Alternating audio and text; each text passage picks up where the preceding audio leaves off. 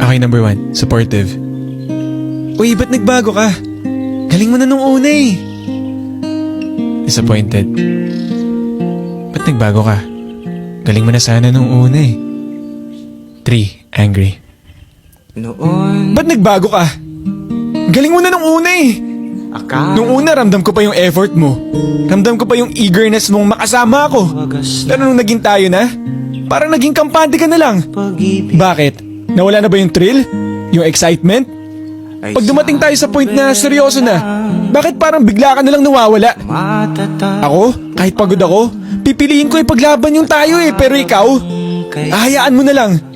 Susukuan mo na lang agad yung tayo. Di ka naman ganyan nun ah. Siguro nga kasi kasalanan ko din. Nagpakatanga lang naman ako sa mga pangako mo, di ba? Okay, cut. Sorry, Direk. Wala na sa script yun ah. Oh, okay na yun. Sorry, nadala lang ako. Okay lang yun. Sorry. Understandable yan. Ano ba kasing line to?